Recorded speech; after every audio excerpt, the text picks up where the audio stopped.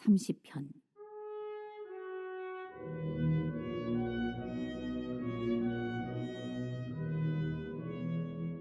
여호와여, 내가 주를 높일 것은 주께서 나를 끌어내사 내 원수로 하여금 나로 말미암아 기뻐하지 못하게 하심이니이다.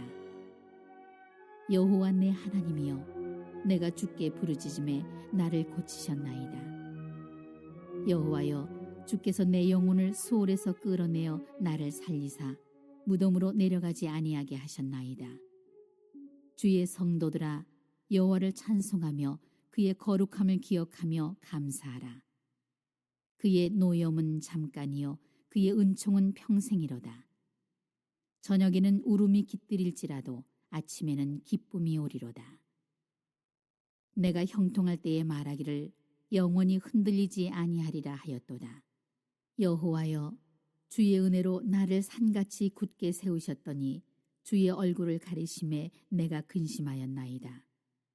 여호와여, 내가 주께 부르짖고 여호와께 간구하기를 내가 무덤에 내려갈 때에 나의 피가 무슨 유익이 있으리요? 진토가 어떻게 주를 찬송하며 주의 진리를 선포하리이까? 여호와여, 들으시고 내게 은혜를 베푸소서. 여호와여, 나를 돕는 자가 되소서 하였나이다. 주께서 나의 슬픔이 변하여 내게 춤이 되게 하시며 나의 베옷을 벗기고 기쁨으로 띠띠우셨나이다. 이는 잠잠하지 아니하고 내 영광으로 주를 찬송하게 하심이니 여호와 나의 하나님이여, 내가 주께 영원히 감사하리이다.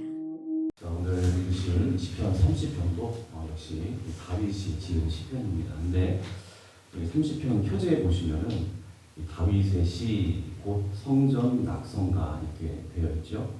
이 성전 낙성가라고 하는 것은 하나님의 성전을 다 짓고 나서 이제 이를 축하하는 의식 가운데 부르는 노래, 이런 의미가 있습니다. 자, 그런데 우리가 잘 아는 대로 다윗은 성전을 지은 사람은 아니죠. 성전 짓기를 사모하는 마음은 있었지만 그러나 그의 손으로 직접 성전을 지은 일은 없고요. 정작 성전을 지은 인물은 솔로몬입니다. 그래서 성전 낙성식을 거행한 사람도 바로 솔로몬이죠. 그런데 왜 마치 성전을 짓지도 않은 이 다윗이 지은 시편에다가 이 성전 낙성가 이렇게 표제를 달아놨을까요? 우리가 잘 아는 대로 이 다윗, 그가 살아온 인생은 정말 숱한 고통의 연속이었죠. 그래서 1절을 한번 그런 표현들을 하고 있습니다. 1절 다 같이 한번 읽어보겠습니다. 여호와여, 내가 주를 높일 것은 주께서 나를 끌어내사 내 원수로 하여금 나로 말미암아 기뻐하지 못하게 하심이니이다. 주께서 나를 끌어내사 그랬는데, 끌어냈다라고 하는 것은 우물과도 같은 그러한 구덩이로부터, 그러니까 자신의 힘으로는 도저히 빠져나올 수 없는 그런 함정으로부터 끌어내셨다라고 하는 그런 의미입니다. 정말 이 다윗의 고백대로 다윗은 자신의 이 원수와 같은 사람들이 그동안 굉장히 많이 이 다윗을 이 우물과 같은 함정으로 막 몰아 넣었었죠. 사울, 또 이스보셋, 또 압살롬, 이런 자들로 인해서 정말 이 함정에 빠지는 고통을 경험을 했었습니다. 그런데 하나님께서 그 모든 고통의 함정으로부터 나를 끌어올려 주셨다라고 하는 그런 고백을 하고 있는 것을 보게 됩니다. 이만큼 고통을 많이 당했다는 거예요. 그리고 2절과 3절을 또 읽어보겠습니다. 자, 시작. 여호와 내 하나님이여, 내가 주께 부르짖음에 나를 고치셨나이다. 여호와여, 주께서 내 영혼을 수월에서 끌어내어 나를 살리사 무덤으로 내려가지 아니하게 하셨나이다. 자, 이번에는 또 이제 대적자들로 말미암은 고통으로부터 끌어내신 것뿐만이 아니라 특별히 여기 보니까 나를 고치셨나이다라고 하는 표현을 좀 주목해볼 필요가 있는데, 특별히 시편 여러 군데를 우리가 참조를 해보면 이 다윗이 직접적으로 이제 역사서 가운데 이 다윗이 질병으로, 중병으로 고통을 당했다라고 하는 직접적인 표현은 없는데, 시편의 그의 고백들을 통해서 그가 죽을 병으로부터, 정말 고치기 어려운 그러한 중병으로부터 나음을 얻었다라고 하는 그러한 고백들이 많이 나와요. 그래서 시편 38편에도 보면 주의 진노로 말미암아 내 살에 성한 곳이 없사오며 내 뼈에 평안함이 없나이다. 시편 6편에 보면 내가 수척하였사오니 나의 뼈가 떨리오니 나를 고치소서, 이런 고백을 하고 있고요. 또 시편 41편에도 여호와께서 병상에서 붙드시고 누워있을 때마다 병을 고쳐주시나이다, 이런 표현들이 있는 것을 보게 됩니다. 그러니까 다윗이 또 이렇게 큰 질병으로 인해서, 중병으로 인해서 죽음의 위기에 직면했었다라고 하는 것을 또한 우리가 알 수가 있습니다. 그러니까 이런 질병의 고통도 경험했던 사람이 이제 다윗이다라는 것을 우리가 알 수가 있는 것이죠. 자, 또 4절을 다 같이 읽어보겠습니다. 4절 시작. 주의 성도들아 여호와를 찬송하며 그의 거룩함을 기억하며 감사하라. 이제 이 다윗이 자신을 향한 그러한 시선을 이제 성도들을 향하여 이렇게 향하면서 성도들에게 여호와를 찬송합시다, 그의 거룩함을 기억하며 감사합시다, 이렇게 또 권면하고 있는 것을 보게 되는데, 우리가 잘 아는 대로 이 다윗은요, 이제 말년에 하나님께서 원하시지 않는 일을 하죠. 바로 치명적인 이 밧세바 범죄 버금가는 하나님 입장에서 볼 때는 굉장히 큰 범죄라고 할 수 있는데, 바로 인구조사죠. 인구조사.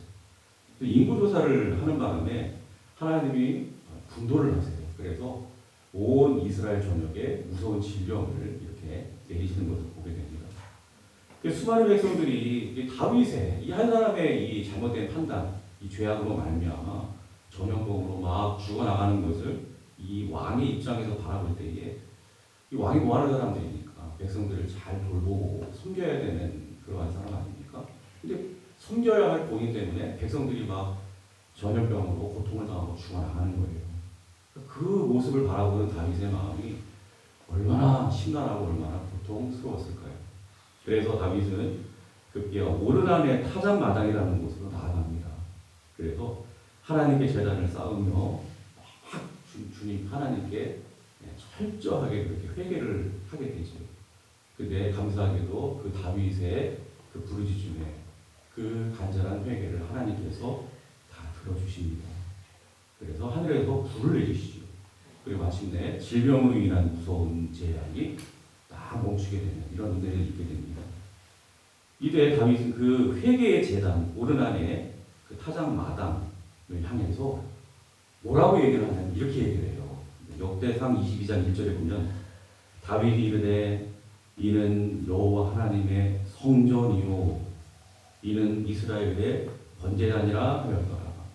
그러니까 하나님이, 그러니까 다윗이 볼 때의 성전이 어떤 곳이냐, 그러니까 눈으로 보이는 화려한 건물이 아니라 이렇게 하나님 앞에 간절히 이 죄를 자백하고 또 하나님 앞에 간절히 회개할 때 그 사죄의 은총을 베풀어 주시는 바로 그 자리, 그리고 백성들에게 내렸던 그 질병을 다 고주시고 다시금 살려주시는, 백성들을 다시금 생명의 자리로 이끌어 주시는 그 하나님의 은혜, 바로 그 은혜를 베풀어 주셨던 바로 그곳을 가리켜서 지금 성전이다, 지금 이렇게 표현하고 있는 것입니다.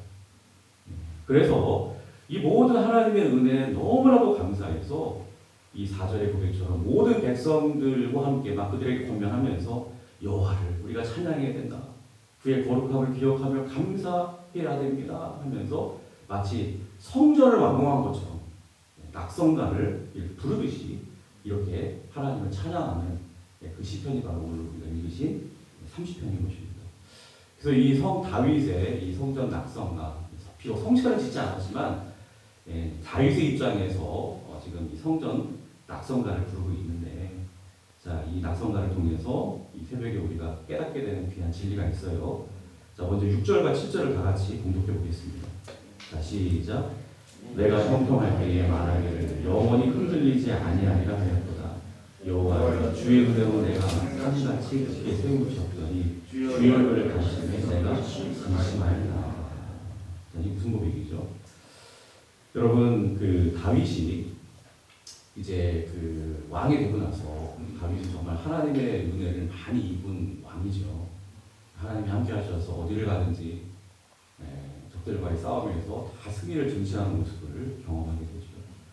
그래서 막 창고에는 전리품으로 가득 차게 되고 또 백성들은 그런 다윗을 막 칭송을 하고요. 근데 바로 이때 이렇게 잘 나갈 때, 형통할 때, 이때 이제 좀 묵상을 하고 겸손해져야 되는데, 근데 이제 이게 이 사탄은 요때 마음이 교만하도록 그렇게 부추기고 유혹을 하죠. 다윗도 예외가 아니었습니다. 바로 그때 마음의 교만함이 이렇게 찾아와가지고, 그래서 6절에서 다윗이 지금 뭐라고 말하고 있습니까? 내가 형통할 때에 말하기를 영원히 흔들리지 아니하리로다. 아니하리라. 그러니까 다윗은 형통할 때 그 모든 것이 마치 자신의 힘, 또 자신의 능력, 그런 것들로 다 된 것이다라고 착각을 하면서, 이 왕위는 내가 이렇게 이룩한 거기 때문에 내가 이룩한 이 왕위는 영원히 흔들리지 않고 경고할 거야. 그러면서 그런 취지로 실시한 것이 뭐냐? 바로 인구조사인 것이죠. 자신의 분서력을 이렇게 스스로 그렇게 자랑하기 위해서 아주 교만함의 극치를 보여주는 이 인구조사라고 하는 범죄를 저질렀던 것입니다. 자, 보세요. 자신이 누리는 모든 형통함이 하나님의 은혜입니다. 그게 하나님의 은혜로 말미암은 것임에도 불구하고 마치 자신의 어떤 능력과 자신에게로부터 나오는 것이냐 이렇게 착각을 하고 막 우쭐하고 교만함의 문에 멀 때에 어떤 일이 벌어지는지 보세요. 7절 하반절에 보니까 자, 이런 표현이 있죠. 주의 얼굴을 가리시네. 주의 얼굴을 가리시네. 그러니까 교만에 있는 이 다윗을 향하여 하나님의 얼굴을 가리셨다라고 하는 거예요. 그러니까 왜 하나님은 그런 분이세요. 교만한 자를 차마 눈두고 보실 수 없는 분이 우리 하나님이십니다. 고개를 아예 그냥 돌려버리신다는 것이죠. 잘못 말씀에서 그런 말씀 있잖아요. 하나님은 교만한 자를 물리치신다라고 하는 그런 말씀 있지 않습니까? 너무 하나님 입장에서 이런 표현을 드리면 좀 그렇지만 역겨운 거예요. 교만한 자들. 하나님이 보기 싫어하고 확 돌려버리신다. 그런 의미인 것이죠. 근데 또 이 의미는 얼굴을 돌려버리신다라고 하는 그 의미가 이런 의미도 있어요. 그동안 꼭 붙들고 계시던 그 손을 확 놔버리신다. 그런 의미도 있습니다. 그래, 지금 네가 경험하고 있는 이 모든 잘됨과 이 형통이 그래, 너의 힘으로 너의 능력으로 다 이룬 것이라고 네가 지금 그렇게 생각하고 있으니 그래, 어디 한번 이제부터는 너 능력 그렇게 많으니까 너의 능력으로 너의 힘으로 한번 앞으로 살아봐라 하면서 붙들고 계시던 손을 그냥 확 놔버리신다는 거예요. 여러분, 하나님이 붙들고 계시는 그 손을 놔버리시면요 어떻게 될까요? 다윗이 이런 고백을 하고 있죠. 내가 근심하였나이다. 내가 근심하였나이다. 우리의 인생은요 온통 걱정과 근심으로 가득 찬 인생이 될 수밖에 없는 것입니다. 하나님이 다윗에 붙들고 계시던 그 손을 놔버리시니까 보세요. 막 나라의 전염병이 막 무섭게 돌고요. 또 다윗의 개인적인 삶 가운데도 온갖 질병과 온갖 위기와 환란들이 막 보물처럼 계속 밀려 들어오더라는 것입니다. 우리도 마찬가지입니다. 우리의 삶의 진짜 위기 어디에서 오는 것일까요? 우리 인간적인 생각에 당장에 찾아온 어떤 경제적인 어려움, 또 육신의 어떤 질병, 여러분 그런 것 자체로부터 여러분 위기가 찾아오는 게 아닙니다. 진짜 위기는요, 내 마음이 우쭐해지는 그 순간부터 내 마음 가운데 교만함이라고 하는 이 영적 질병이 찾아오는 그 순간부터 우리의 삶 가운데 진짜 위기가 시작된다라고 하는 것을 여러분 한순간도 잊지 마시기를 바랍니다. 여러분 지금 형통의 때를 꼭 경험하고 계십니까? 그러면 여러분 하나님께만 감사하시기를 바랍니다. 동시에 기억하십시오. 내가 형통하다 그러면 이 형통함의 이면에는 우리가 이 형통함 속에서 어떻게 생각을 하고 어떻게 반응하고 어떻게 행동하는지를 하나님이 보고 계신다. 하나님의 시선이 바로 내가 형통함을 누리는 이 상황 속에 아주 불꽃 같은 눈으로 하나님 나를 주시하고 계신다라고 하는 사실을 여러분들이 꼭 잊지 마시기를 바랍니다.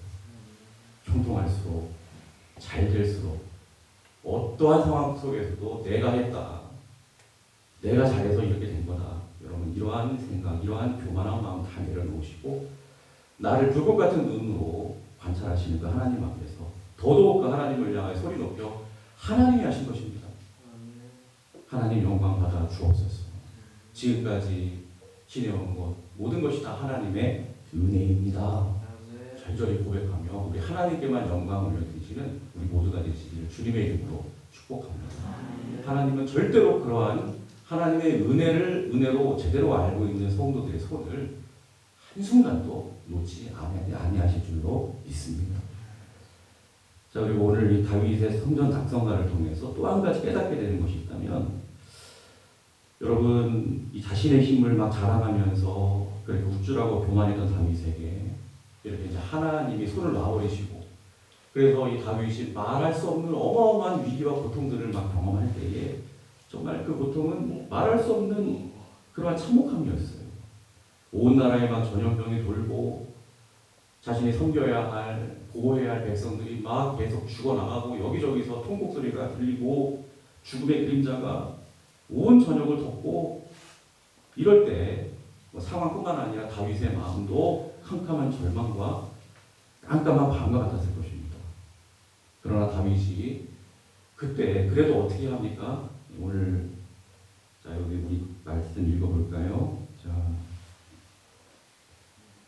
7절부터 10절까지 다시 읽어보겠습니다. 시작. 여호와여 주의 은혜로 나를 하늘까지 세우셨더니 주의 얼굴을 가리시네 내가 기심하였나이다. 여호와여 내가 주께 부르짖고 여호와께 간구하기를 내가 무덤에 내려갈 때에 나에게가 무슨 일이 있으리요 진토가 어떻게 주를 찬송하며 주의 진리를 선포하리이까. 여호와여 들으시고 내게 은혜를 베푸소서. 여호와여 나를 돕는 자가 없어서 하였나이다. 예, 10절까지 그렇습니다. 이 참혹한 어둠 속에, 고통 속에 다윗은요 다행히 우리 하나님께 간절히 부르짖어 지금 회개하는 모습을 우리 보게 됩니다. 하나님, 이대로 제 인생이 끝나버리면 흙으로 돌아갈 텐데 그러한 진토에 불과한 자가 어떻게 다시금 하나님께 돌이킬 수가 있겠습니까? 어떻게 이렇게 부르짖어 회개하며 그렇게 기도할 수 있겠습니까? 하나님, 제가 많이 부족하고 큰 범죄를 저질렀지만 그래도 용서하여 주시옵소서. 돌이켜 주시옵소서. 용서하여 주시옵소서.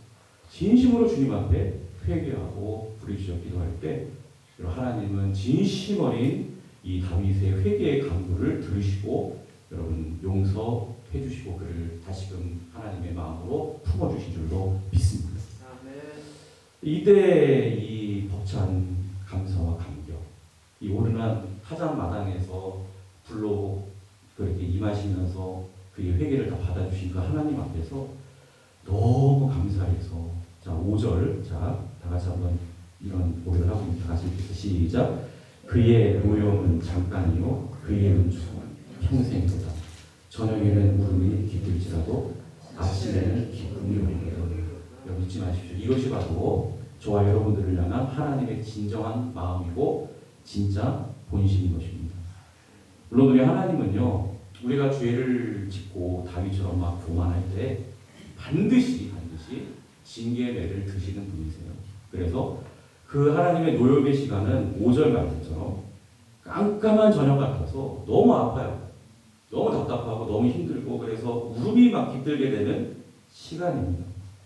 그러나 잊지 마세요. 우리 하나님의 징계는 절대로 우리를 그 모습 그대로 망하게 하려는 그런 목적이 절대로 아니라 그저 우리를 고치시고 회복시키고 다시 살리시기 위한 잠깐 동안의 사랑의 매일 뿐인 것입니다. 아멘.